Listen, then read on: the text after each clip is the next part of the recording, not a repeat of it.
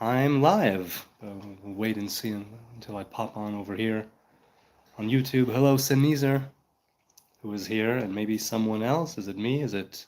All right. Either way, it's the Nazarite bringing you Hebrew lore from days of yore. Here I am. I just popped up after 9 weeks, 9 or 10 weeks since I last went live. So, and I'm happy to be doing this. Not altogether spontaneously, but I didn't know what I was going to do, and it's early, and I was like, okay, let's go live, and I am, and it's fun, and I'm here. So hopefully y'all have a nice broadcast here. It's been, like I said, like over 2 months. I think I saw the last time. The last time was September, early September. So yes, Sneezer is here. Shalom, everybody. He says the magic 8 ball was close after all. Yes, yes. The magic 8 ball was close. My woman was close. Robert Harrison was also close. Close to what? That they said that it'll happen soon, because I said maybe. What about a real magic 8 ball? No. All right. So first of all, you can hear me? Yes, you can. It's been too long, he says. I appreciate the sentiment. Okay, so you ask, since nobody else is here yet, what's happening in Gaza? Last I heard, peace treaty. Then since they couldn't unbury all the hostages, invasion, and silence. Seems to me Netanyahu, only signed the treaty because he knew they couldn't honor it to his satisfaction. Well, far be it from me to know what Netanyahu is thinking and what Hamas is thinking, but as for what's happening in Gaza, it's a very tense, as it always is, a very tense phase 1 of the treaty, which is still ongoing because phase 1 was Hamas relinquishing all the hostages, dead or alive, dead and alive, and that has not been done. There are still four bodies being held there. Hamas is seems to be, right, very much into the psychological warfare and psychological torture as terrorists, as is their wont. And I'm not saying Israel doesn't employ tactics of such nature, but not like that. Definitely not like that. So what's happening in Gaza, I don't know. All I know is the headlines, and I don't delve too deeply into it. I wouldn't presume to know what goes on when. I know from my time in the army that many things go unreported. Many things are not being discussed yet. Many things are censored. Fun fact, ever since the establishment of the State of Israel in 1948, it has been de facto under military censorship and in a practical state of emergency. While it's not always in an active war or skirmish or conflict or battle, it is always in a state of emergency, technically speaking, meaning that the military censorship is, well, it prevails and it's there all the time. So let's see. Only because they couldn't honor it to his satisfaction. You mean that he signed a deal that he knew they would not be able to honor, and thus what? Giving him the legitimacy to go in, and what? That's the question, I suppose. Are you Jew? Yes, I am. Of Judea. I am a Hebrew man. The bodies will need unburying. Yes, okay. So you're talking about being exhumed, is that the word, right? The technical term? From wherever Hamas put them and brought to a grave here in Israel, a proper burial. Yes, that's true. That's true. Okay, wait. User MH8FD2VD1M asks, have you researched Kurimo Ahu videos? More good peeps are Dane Calloway, Dr. Marie Charles, Dana Reynolds. No, I don't know any of these. But okay. Why are you think, says AX, AX, AX, AX, AX, AX, AX, AX, AX, A dash 07K. Why are you think that Palestine, Jerusalem, and other places yours? First of all, the land belongs to God, not to any human being. Second of all, I do not think this. Third, Palestine is what the Romans called it. It's not the actual name of the place for a while now. It was the British Mandate of Palestine, but now it's not that either. As for Jerusalem, it's the capital of Israel, of the Old Kingdom, of this new makeshift state/kingdom. Even Islam acknowledges. Yes, and even Islam acknowledges that in the Quran. That well, yes. Let's see. Where Palestine is not mentioned anywhere in the Quran. I think, said Sneezer, most of the world is in a state of censorship and emergency now and then at least. Yes, now and then to be sure. Most of the world, I mean, that's a bold statement. Most of the world, I don't know, but definitely places that are active war zones regularly, I would presume are under some sort of censorship. What are your thoughts on Bibi, asks J11L2. Well, I don't think I've ever voted for him. I haven't voted in 20 years. I will vote in the next election, though, because I'm pretty sure he needs to step down. I don't know who would replace him. I don't know. I'll have to see, right? We'll cross that bridge when we get to it. My thoughts? I don't know. I think that he is a very clever politician to be remaining in power so long. I think that he should have stepped down years ago, not for any lack or want, but simply because you need some new blood in the political system. You need some new people. You can't have people running this thing all the time, the same people. That's not the way to go about it.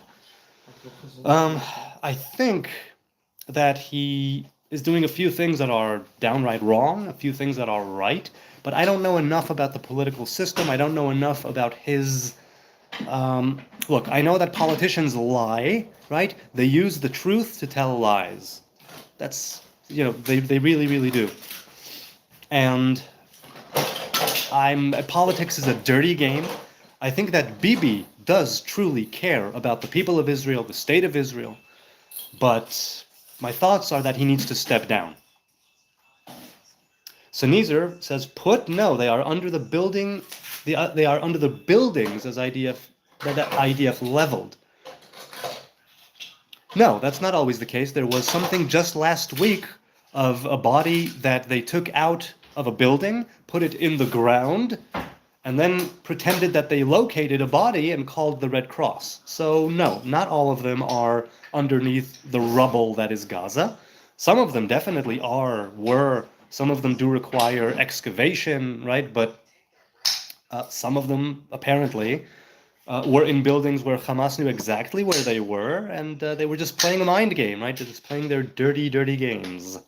Robert says, wow, what a pleasant surprise, and a lovely surprise to see you. I mean, it's a nice surprise in the sense that you're here, but thank God, not surprised that you are here. Was LOLing at AX? I felt one AX was sufficient. Ah, yes. Well, I want to be thorough. Robert says, do you know the present perspective in Israel on Donald Trump's son-in-law, Jared Kushner? No, I know that people say that Trump is... people, that's a broad generalization. Some of them think that he is a real savior. Some of them think that he is the only one that can control, if you will, and I use that term loosely, Bibi Netanyahu, the prime minister. As for Kushner himself, no, I don't know what the perspective is, and I don't know enough about him. I know that he is somebody who President Trump put in charge, and I don't know if he is actually technically qualified or not, but that may make him precisely the individual, right? To make things happen, think outside the box, make some moves that don't align with mainstream political thinking, with mainstream strategic thinking as it's been carried out and done in the past. So sometimes it's exactly that wild card that you want to, to make something happen, But no, I can't say that I know the present perspective on Mr. Kushner. Catch us up on what you have been doing. Well, oh, and how's the baby, asks Sneezer. The baby's doing very well. Baby's doing well. He's starting to pull himself up. He's starting to... he's going to need a lot more watching, that's for damn sure. But we are up for the task. So are his big brothers. So what I've been doing, busy with work, right? Busy with raising the family. I've been going once a month for the past couple of months to a workshop in the old film school that has an alumni workshop, and so I've been going there, and I have another meeting, the last one in a couple of weeks. I've been working on and off on my scripts, and I'm in touch with someone. Hopefully something will come of it, and if not, then I made a new contact. It's always good to network with people who are in the industry, who are actually making films, be they feature films, short films, people who are in touch with production companies here and abroad. Never hurts to be in touch with people and network with the right people. And I'm happy to say that that's something that's in the works, and maybe it will simply stay in the works, but again, it's good to make a new acquaintance in this industry. What I've been doing, basically trying to keep it together. I'm very, very, very happy that the hostages, the ones that are living, that they returned, and that the ones that are dead are being returned bit by bit, day by day. We're hoping for good news, hoping for good tidings. What I've been doing is trying to get back to, trying to get used to the idea of the war being over, kind of, because it's never over.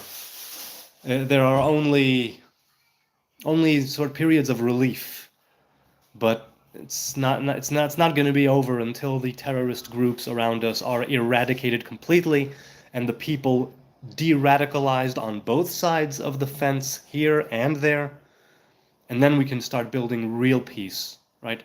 Through strength, through unity of the people, through a common desire for peace. You got a birthday coming in December, yeah, just over. I can't believe I'm going to be 43. 43. I'm very, yeah, birthdays don't mean that much to me. Meaning they mean something, of course, but I don't make a big deal out of them.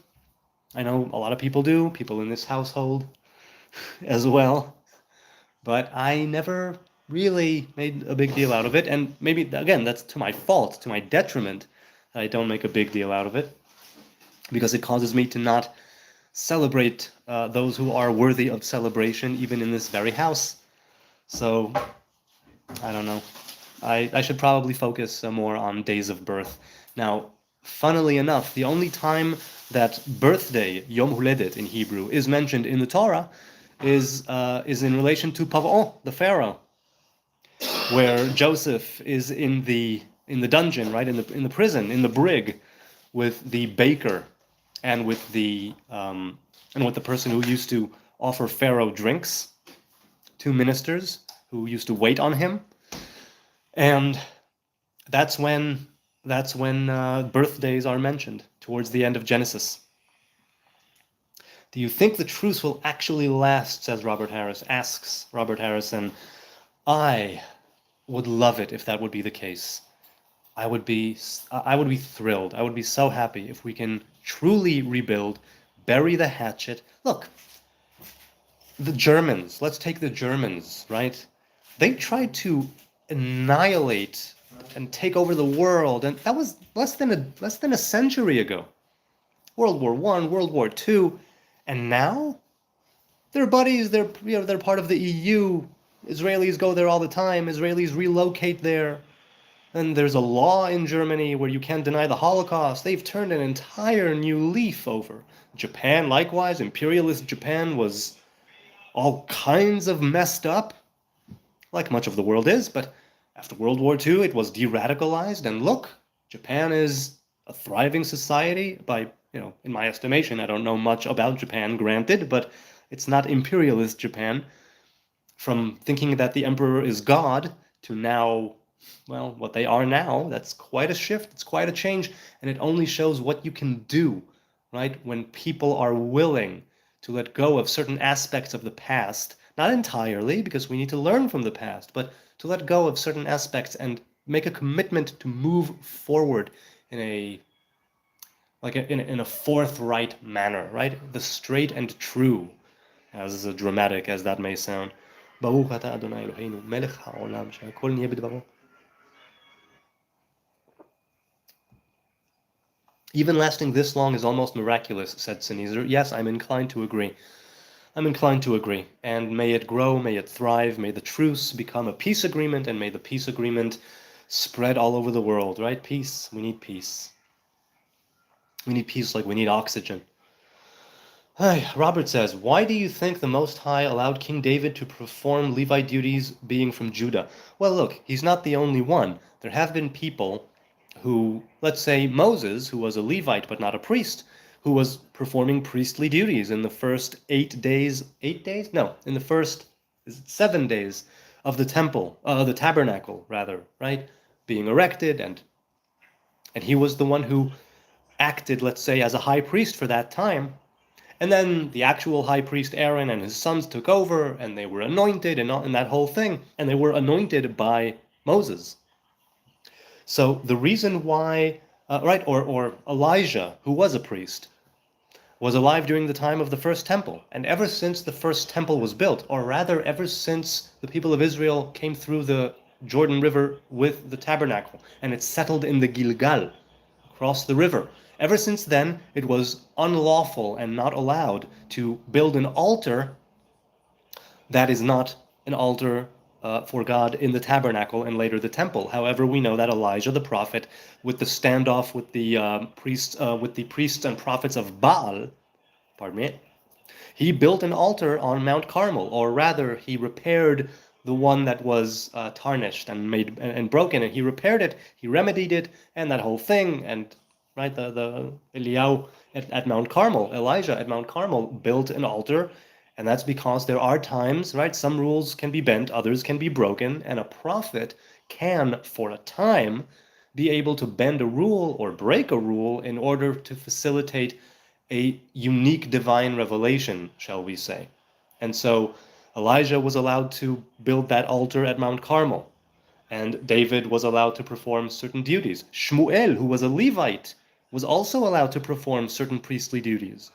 And Moses, who was a Levite, was allowed to perform certain priestly duties in the beginning. And so we see that there comes a time certain people who need to perform certain actions to bring about a certain divine revelation can do things outside of their, well, it's not outside, but something that is not mainstream, something that is not the custom. So I think that's the reason why he was allowed. He was also allowed, right? King David, when he brought the ark to the city of David, and he was wearing the robe, well, not the robe, what is it? The vest, the ephod. He was wearing the garment, right, of a priest. So Nezer says, or he answers, because he was of the line of Judah, who was honorable by Joseph's judgment, or testing, unlike Levi. Just watched a video on this, Joseph's time in Egypt. Hey, Steve. Oh, Steve GD. Hi, Steve. How you doing? Tell me things. Where are you at? What's up? Right, the line of Judah. Look, all of the 12 tribes of Israel have their own role to play in the people of Israel. All of them are honorable. All of them had, I mean, Shimon arguably is a little bit outside, but no, even Shimon received the blessing of the entirety of Israel, even though he didn't receive a singular blessing when Moses was blessing the different tribes when he was about to die. And look, Judah is known as a king, Levi is known as a king, Joseph is known as a king. These are three different types of crowns, let's say, that they wear. But eventually, the ultimate crown is a crown that we can all wear, whether it's the people of Israel, whether it's all of humanity made in the image of God, to the degree that you shine and let that image of God shine through you. The crown of the Most High God, if you will, is upon your head. Right? It's all according to your actions. It's all according to your deeds, your dealings, your doings, and how you comport yourself in the world. What is it that you're doing? That is what will truly either put a crown on your head or not. Shimon, that's it. He and Levi didn't pass Joseph's test. Now, if you're talking about a test, that's one thing. But if you're talking, hey, Yurik, shalom, ma shlomcha, hello, how are you? I'm doing well, Yurik, how are you? Right, user says, user MH, lo yasur shevet mi Yehuda, right? The scepter is with Judah, That's what Yaakov said, right? Ad ki yavo Shilo velo yikad amim. There is that idea of the scepter not leaving Judah. But we also know that when the kingdom was split, right? It was Judah, Benjamin, and parts of Levi, and then it was the other 10 tribes and other parts of Levi. And there were kings there from Ephraim. Ephraim comes from Joseph. And there was this great tension all the time, right, between Joseph and between Judah. Also, in Egypt, when Judah steps before Joseph, Vayigash elav Yehuda, he stepped before him. The Zohar says that it was one king approaching another, and that the earth shook from their meeting when he told him, "Take me, let Benjamin go back to his father. I cannot let this happen. Take me." He is going back to Canaan. And it's at that moment that Joseph knew that Yehuda is something else, and that he truly, truly, truly deserves that kingship and that crown. Yes, until Shiloh, exactly. Exactly. Now, a lot is said about the lineage of Judah, the lineage of Levi, the lineage of Joseph. The fact is, in this day and age, we don't know precisely who is who and what is what. We have our traditions. I have my own family's tradition. And I could take it or leave it, right? Because eventually it's that image of God, which belongs to all of humanity. The people of Israel have their own role to play, but it's mankind, human beings. A little bit, yeah. We have a little bit that's ready. I put it with the end of the potatoes from the Shabbos soup, and it's in a small green container. Yeah, from Shabbos. Shabbos leftovers. I love Shabbos leftovers. That's when he inherits the lineage, said Sneezer. Right. Yurik, you're not answering me. Mashlomcha, how are you? Please do say what's up. That's why Jesus binds all, said Sneezer. Well, once again, I'm not a follower of Yeshua, but as I always say, maybe if I was around at the time, I would have followed him. But now, he's dead. He's dead, and that's the way I see it. User says, 10 tribes lost, northern parts of the kingdom of Israel and Judah, while the southern side, which had the 2 tribes, Judah and Benjamin, and Levite as priests. Well, look, not all of the Levites were in the kingdom of Judah. There were Levites who were in the northern kingdom, right, the kingdom of Israel. They were banished by the Assyrian kingdom. And so, but mainly, yes, it was Judah, Benjamin, and parts of Levi, which is how I came to be here now, back in Israel. Sneezer says, "Call no man on earth your father, for you have one father in heaven." Right, it's like Samuel said to them when they wanted a king, and he said, "No, you have a king. Don't choose a different king. The king is your father in heaven," so to speak. Now, interestingly, Father in heaven, Avinu Shebashamayim, that speaks to 2 different revelations coming together, right? That revelation that we call Abba, Father, and the revelation that is prevalent in a place called heaven, which is not Eden, it's a different place. But I digress. Call no man on earth your father. Well, look, you have your physical father, right, who helped create you. You have that image of your father, psychologically, right? The archetypal father. And you have that idea of father as, right, Father who art in heaven, right? Avinu Shebashamayim. It's very, very important, I think, to differentiate, to understand that it's all part of one divine, right, creator. But to differentiate between these different terms that we use, because it helps to understand how we bring those attributes and those divine names and those divine meanings into existence through our dealings and doings here. And I know that for sure, since I became a father many years ago, that I've changed a great deal because of it. And fatherhood definitely changes you. Could you lower that a bit, man? Thank you. Do you want to use my earbuds? You can if you want. User says 10 tribes lost. Oh, I'm sorry. Okay, I read that one already. User continues, then from these 2 tribes, Judah and Benjamin plus Levites, as were called Yehudi after Jews, right? People from Judea, kingdom of Judah. And the first time that Yehudi is mentioned in that context is in the book of Esther, the scroll of Esther, right, where it says that Mordecai was a person of Benjamin, right? Ish Yehudi haya b'Shushan abira. A Jewish man was in Shushan, the capital, and he was of Binyamin. And so, what do you mean? Was he a Yehudi or was he a Yemini? Was he of Judah or Benjamin? And the answer is, he was of the kingdom of Judah from the tribe of Benjamin. It's very, a lot of people make the mistake of thinking that Jews were around a very long time ago. They were not. The Jews are the remnants of the kingdom of Judah. And I say remnants because after the exile of Babylon, most of the kingdom of Judah did not come back with Ezra, Nehemiah, and from the diaspora.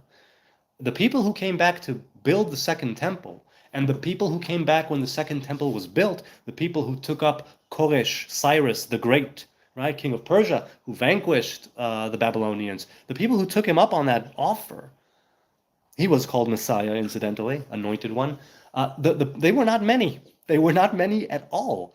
It was the remnants of Judah. And so we always are a little bit. And that's been foretold in the Torah, right? If you go astray, God will kick your asses, so you will remember who you are and what your job is and what you're supposed to do here in this world and what your role it is to play. And even when you are left a kind of minute and tiny representation of the people of Israel will never be eradicated fully. Which is also why, even though it's very difficult to see who the 10 tribes are, we do believe that they exist. Now, there is a difference of opinion and a controversy and an ongoing debate on whether or not there will be a unification of the kingdoms. We know that the prophets, most famously Ezekiel with the, is it 31 or 30, right? The prophecy of the two pieces of wood coming together. One king will reign over all once again. But who's to say? Who's to say? Definitely it's a desired thing that the kingdoms should come together again, because that coming together of the kingdoms could hail the coming together of the world, right? To worship that one God and to be not Jews, Gentiles, not even 12 tribes, to be a unified human race, one giant family. It's how we started in Eden, and hopefully that's how we will end up as well. And this time we will earn it. It will be through meriting it. Okay. So Nizar says, and if I'm not mistaken, Benjamin's tribe went to France and got themselves extinct. No, they're not extinct, and I know this because, no, like I said, it's debatable. But no, there are still, Benjamin became de facto part of Judah, which is why we're called Yehudim now. By and large, we're all considered to be part of that kingdom. And there are people who can trace their line back to Benjamin, but it's debatable, so it's difficult to tell. It was Ben's tribe that used the flower, right? What do you mean that used the flower? Mandrake. Became fleur de lis. I think Ben's the one left out of Revelation. Well, I don't know Revelation. I read it only once in my life. But wait. Ben's tribe that used the flower? Not sure what you mean. Look. The tribe of Binyamin, the tribe of Binyamin, the tribe of Binyamin was almost completely eradicated, and we read about that in the book of Judges. If I'm not mistaken, right, with the mistress on the hill. Hang on a second. Was it Binyamin? I'm going to look this up quickly. I believe it was Binyamin. The concubine, right? The concubine. Yes, they come to the Benjamite city of Giv'ah. That's right. So the tribe of Benjamin was almost completely eradicated, and it wasn't. Thank God for that. User says, basically Jews were of the 3 stock left in the kingdom, mainly southern kingdom, of Judah and Benjamin, and the additional Levite order, so there are 10 tribes lost. Yes, but the tribe of Levi, the priests and the Levites, were scattered. Look, a lot of them stayed close to the temple, meaning in the area of the kingdom of Judah. And there were some that were, because Levites they didn't have a land of their own, right? Adonai hu nachalato, right? God is their inheritance. And so they didn't have a piece of land. What they had was a few cities that each tribe gave to them. Assim, até tapete para a pessoa fazer aqui. That no, Mama finished it. She gave it to. There's another one. Don't open. Yeah, I think don't open it. Don't open it. It's not for them. It's not for you. It's for them. Dude, then don't ask me. But I'm telling you not to. So don't ask. Right. So please don't. Dude, you have the little cookies. You have the little cookies there. Well, you'll have to wait. Dude, you'll have to wait. Lost my train of thought. Hang on a second. We were talking about Benjamin. We were talking about the... All right, so the Levites and the priests were given a few cities. Each tribe gave them a few cities, 42 cities overall. No, 42 cities, and then 6 more, which were cities of refuge in the western side of the Jordan and on the eastern side of the Jordan. And if it was the case that 3 more had to be made in the north, then it would be 51 cities. But it was 48 cities all told that were given to the Levites. Not all of them were in the territory of what later became the kingdom of Judah, meaning that there were priests and Levites in the kingdom of Israel, the northern kingdom, and they were probably taken away by the Assyrians like the rest of the 10 tribes. But they still are there, and there's a very good chance that there are priests and Levites out there in the world who do not know that they are priests or Levites. Google Benjamin and Mandrake. Never mind, not coming up for me, he says. Benjamin, Sneezer says. His stone was Yeshveh, right? His stone on the breastplate of the high priest. And his flag contained all 12 colors. It depicted a wolf, referencing the verse Benjamin is a Rav, Binyamin ze'ev yitraf. Yes.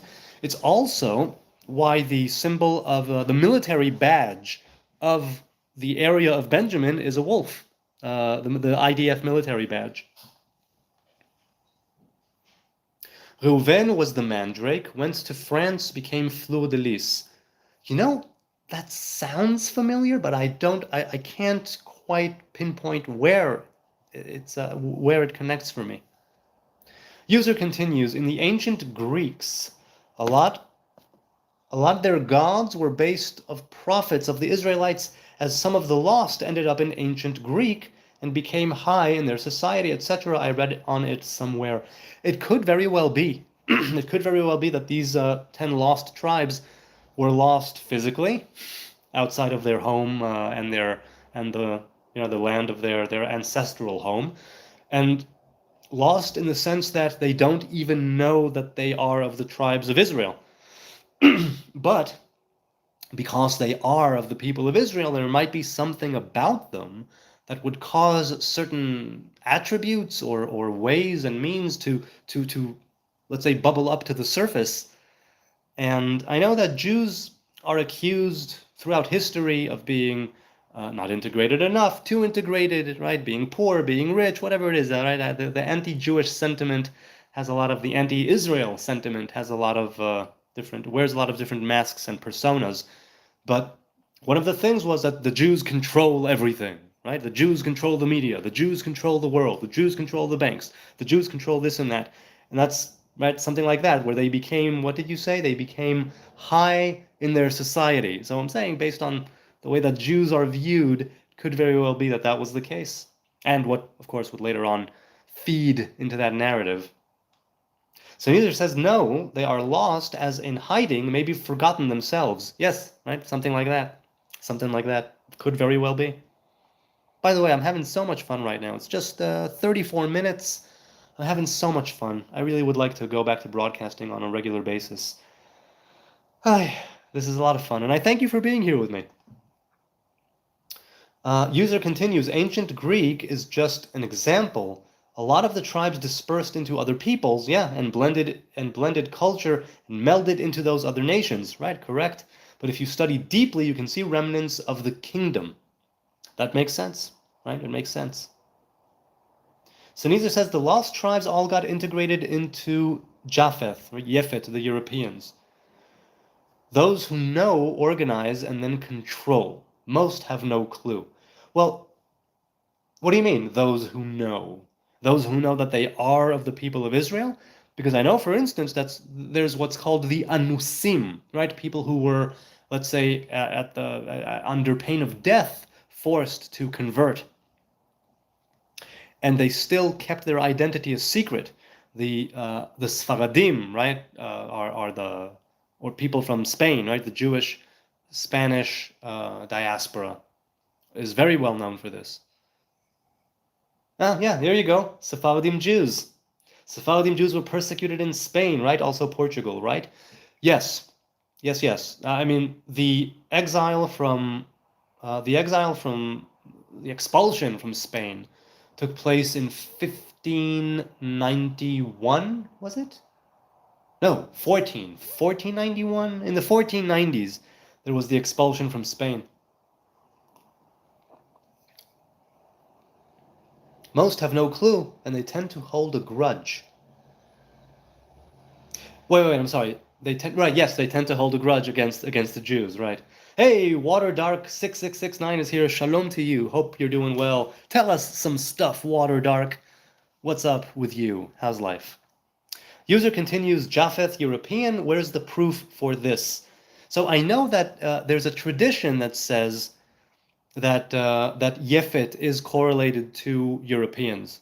As for how that goes on, like the linear progression of it, I don't know. I may have looked into it at the time, but no. I believe, right, what is the blessing that he gets? Yaft Elohim leyefet, right, that God would be good to Yefet. There would be beauty in Yefet. And I forget how it goes in actuality, but there is that idea of the Europeans being Yefet. User says European monarchs are all linked their line back to Judah. Is that what you mean? No, he doesn't mean Judah, because Judah comes from Shem. Yefet was his brother. Sneezer answers, Yefet took Europe, Ham took Asia, Shem took Africa, though most believe Ham took Africa. Yeah, there's that whole thing of people in Africa being cursed. I've heard that before. Back when I was studying a bit more on Rastafari, and that they said that the curse of Ham was given to the Africans, and that Ham is the dark-skinned, black-skinned Africans. I don't know how much I believe that. I mean, Africa is a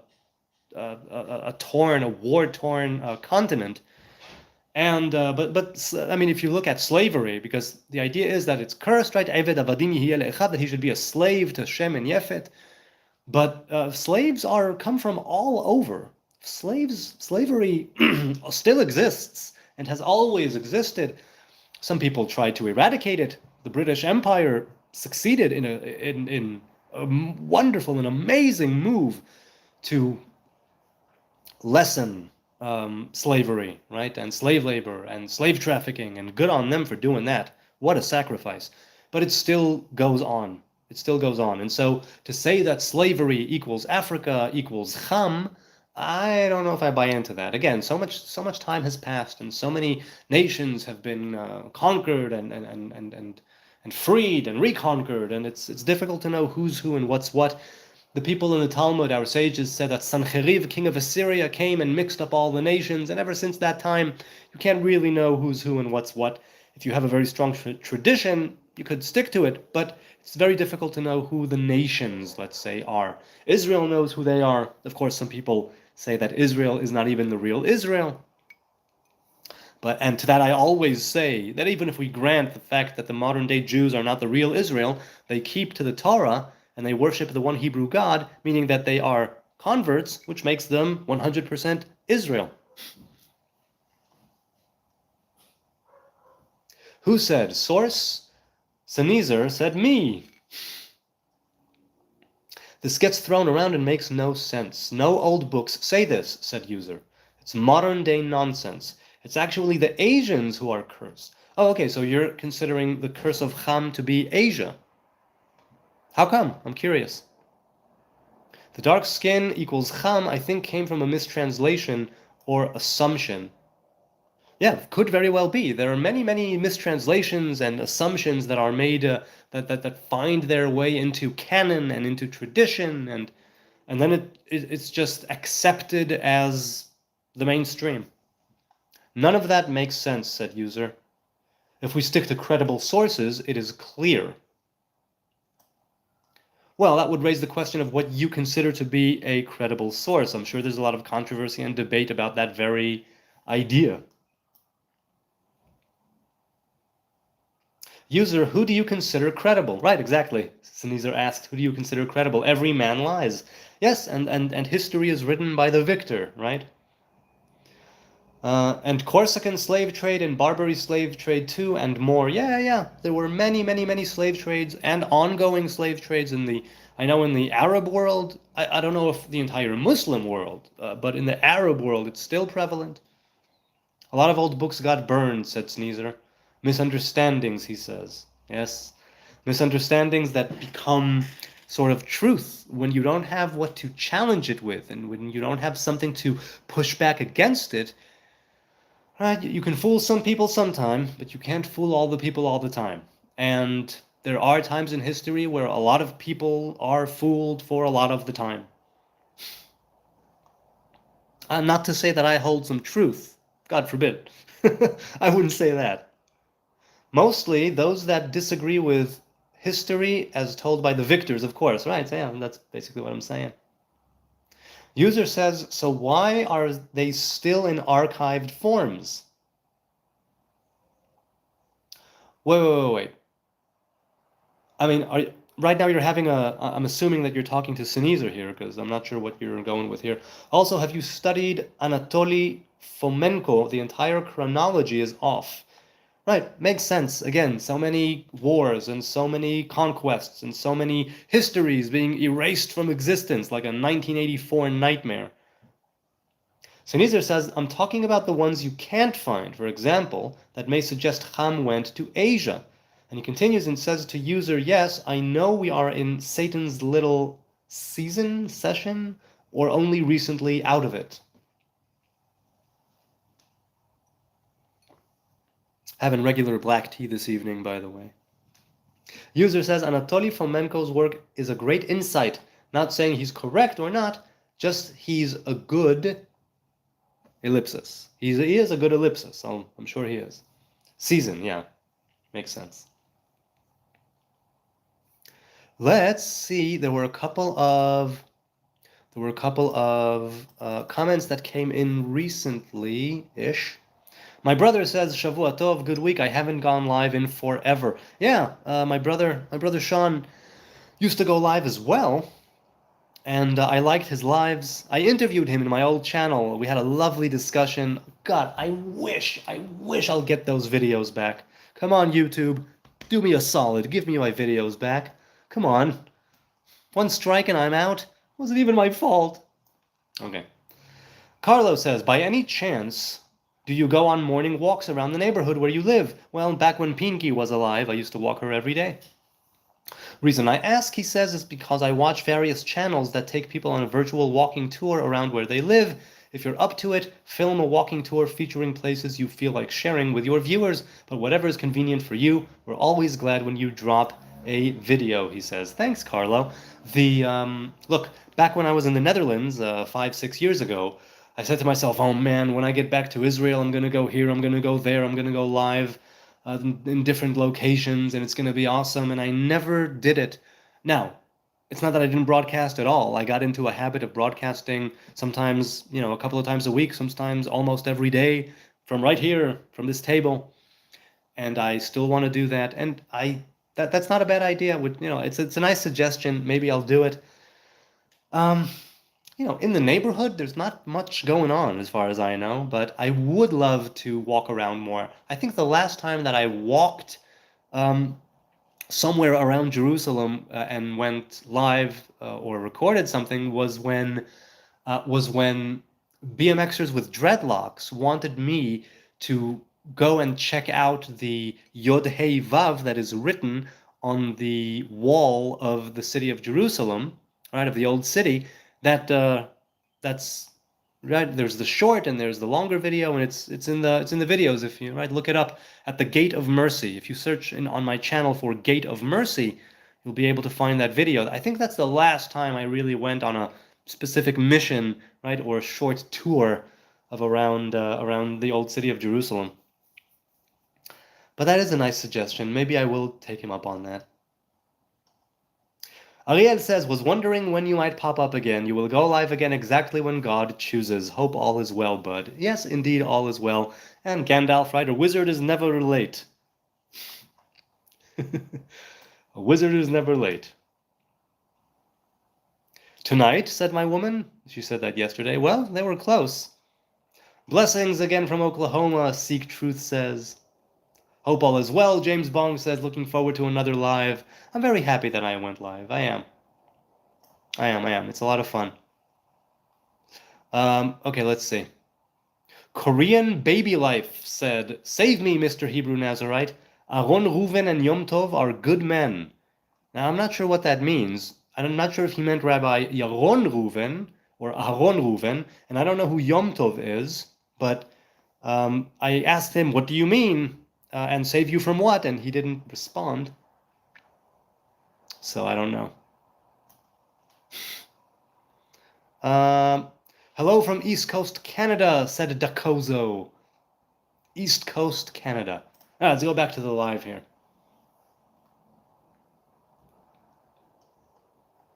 He is a good ellipsis. Ellipsis, yes, indeed. Sneezer says, I think that's what the Knights Templar discovered earning their persecution from the Catholic Church, that most of Europe was Jewish, or rather, Hebrew. Well, look, Evil was the great-grandson of Shem. He was not the grandson of Yefet. The connection between Shem and Yefet is one of brothers, but since then, right, it was split up. The 70 root nations, right, and the people of and the Hebrew people, the people of Evil, and Evil is the great-grandson of Shem, who is a brother of Yefet, not a direct descendant of Yefet, but they are distant family. User says, again, that makes no sense. I'm not knocking it. Just show us, he says. And Sneezer disagrees. He said, it does make sense. Look into heraldry. Look into, wait, hold on. Look into heraldry. It's all symbols from the 12 tribes. Wait, what do you mean look into heraldry? Isn't a herald like a symbol or I'm not sure. Heraldry. I mean, as a concept, I'm not sure what that means. I know what it means to herald, right? It means to sort of declare, right? Isn't a herald someone who declares, somebody who speaks? It's also, but I don't know what heraldry is. The heraldry is correct. But the lost tribes, said Sneezer, all integrated into Yefet. Okay, of flags, coat of arms, yes, okay. Right, that kind of heraldry. Well, look, if you look into the coat of arms, it's many Christian, a lot of Christian symbolism, and the earlier Christian churches, from what I've been told, right, the Orthodox and the Catholics, they have that old-time Hebrew element inserted into them because they actually knew that Jesus was Jewish, of Judah, and they wanted to carry some of that forward, I think, be it in the way that they worship, in the way that they build their churches or places of worship, in the way that they, the different, well, in the way that they lead their life. They were trying to sort of turn it, take elements from the Hebrew faith and turn it in the way of Yeshua, who they considered to be Messiah. The monarchs of Europe, said User, linked their lineage back to Judah, not Yefet. Yefet has nothing to do with that. Kings, yes, he said, Sneezer, but the peasants? Of course, kings came from Judah. Well, once again, where would the connection be to Judah, right? Judah is tracing itself back to Shem. Shem and Yefet share a brotherhood, but no direct descending lineage, right? Because they split up, right? The land was dispersed, or the three brothers dispersed, and they repopulated the land, as it were, after the flood. Now, even if we take into account the fact that it may just be myth and story, still means to say something about the way that human beings are living now in the world. So I'm not sure I understand that why user is asking for a source, and a credible one at that. Are you showing us or telling us? User says. Sennheiser says even the connection is only a claim if Shem was actually black. And this is where it all breaks down for me, because I'm saying it doesn't matter if you're black, white, pink, yellow, maroon, I don't know. Are you a good person? People set a little bit too much store by lineage. People set a little too much stock by where they come from, and sometimes it can hinder them and stop them from being who they could be in the here and now. Again, I'm not saying you should forsake the past and that it doesn't matter. It matters. But to what degree does it matter? At some point, you can say, you might make the claim that history becomes a crutch, and not a good one. History becomes something of a blockade, boxing you in. History becomes something that prevents you from moving forward, and there's always that tension between preservation and progress.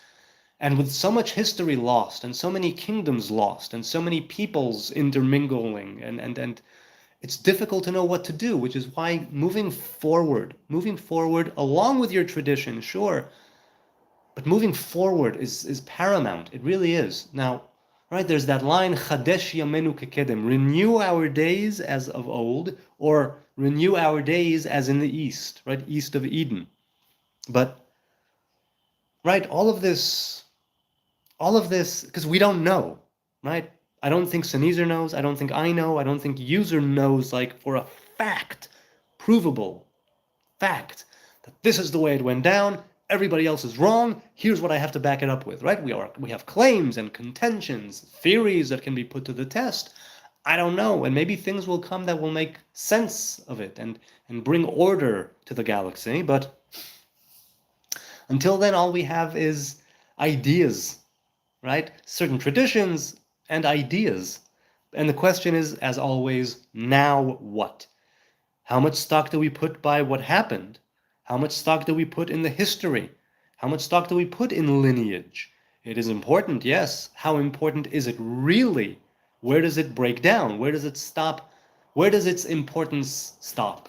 Right? Where do you draw the line and say, no, from here it's got to mean less if we are to move forward? I don't know. I don't have the answers, but these are definitely things that tension definitely exists here in the state of Israel, trying to be a Jewish democratic state with elements of the Torah and of a theocracy on the one hand, and elements of a democracy on the other hand, right? Athens and Jerusalem trying to combine. Some people say it can't be done. It's an experiment. It's an experiment because we've always been a kingdom. We've always been a kingdom. Under our rule, sovereign rule, under other people's rule, but it was a kingdom. Even when it was the Roman province of Syria Palestina, as they called it, it was still the Jews. It was still the kingdom of Judah.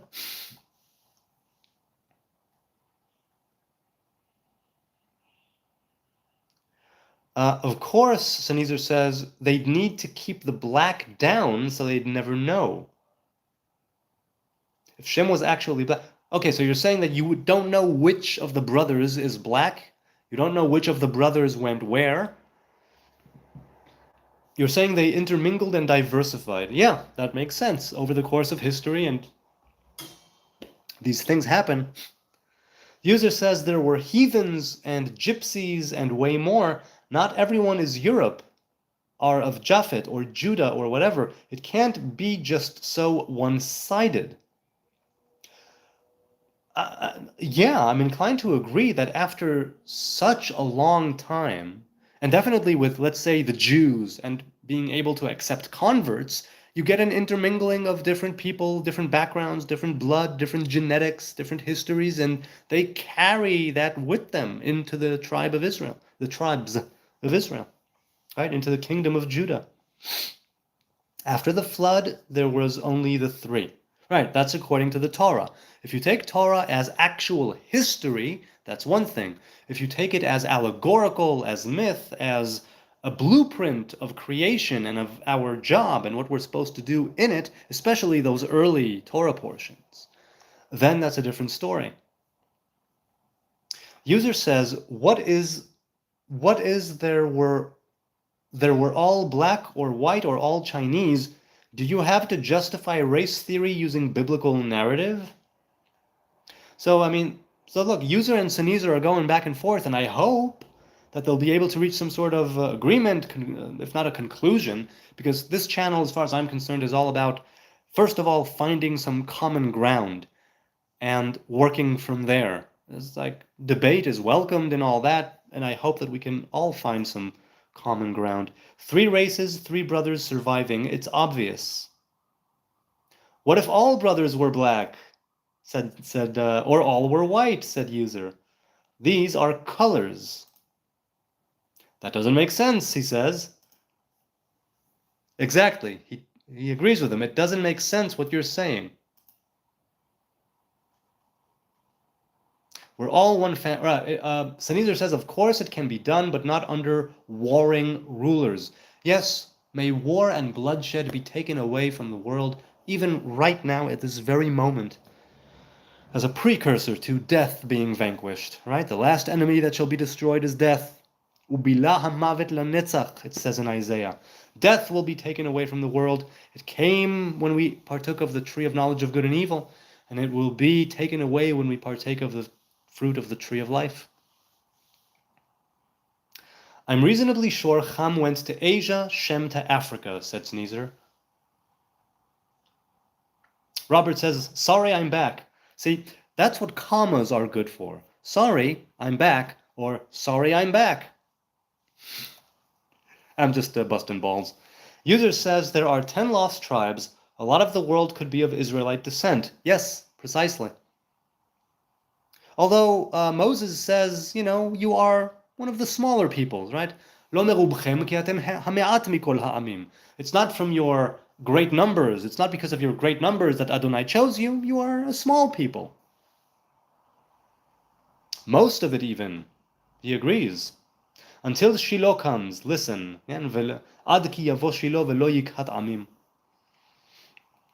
Robert says, we was talking in Bible study how David's heart so pure, God allowed him to bend rules.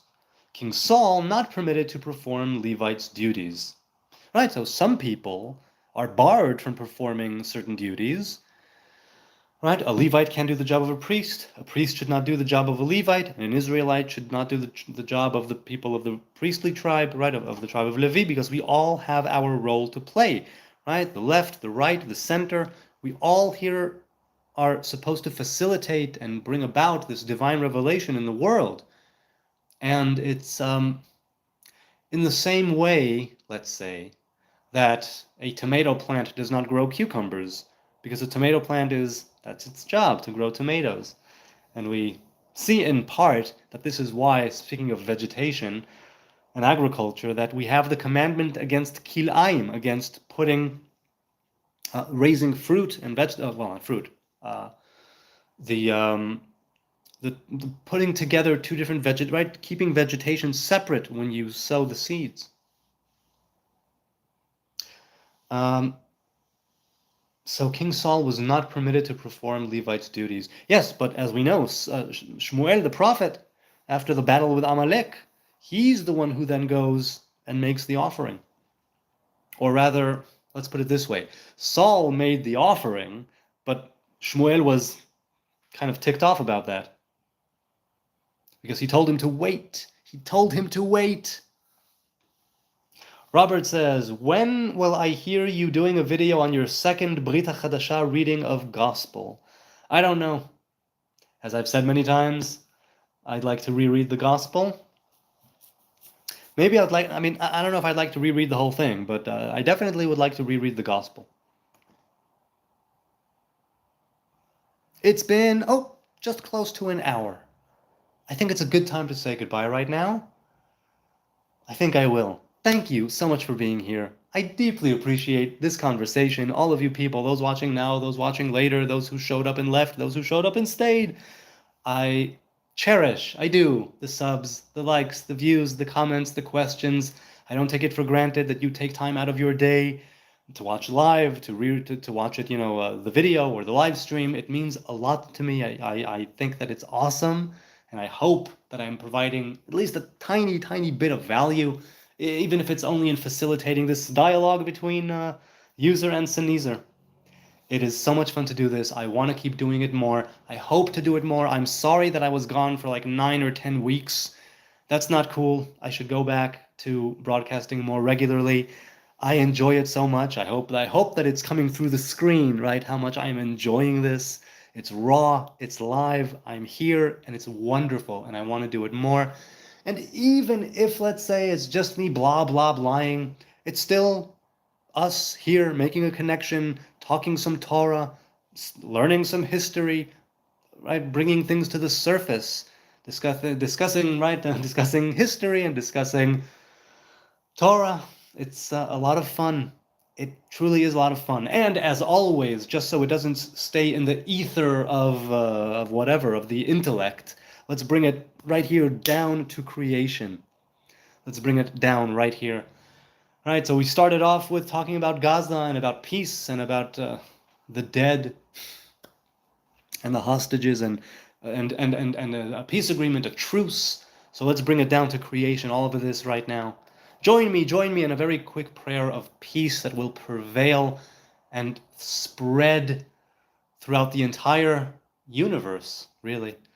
And that knowledge of God, as it says in the prophets, will cover us all like water covers the sea. We won't have to say, oh, look, there's the divine revelation, because we will all know it. God will pour his spirit upon all flesh. We will dream dreams. We will see visions, waking and sleeping. And we will all come together, God willing. May it be so. After so many years of horrible mistreatment of each other, of one another, may we come together in brotherhood, in peace, on our road to Eden. God willing. So until I see you again, let's have a wonderful continuation of this week. I hope to see you again, maybe tomorrow, maybe in 10 weeks. Who knows? Who knows? And until that time, be a blessing to others. Be blessed. Have a wonderful continuation of this week. Good night and goodbye from Jerusalem. Boop. Boop.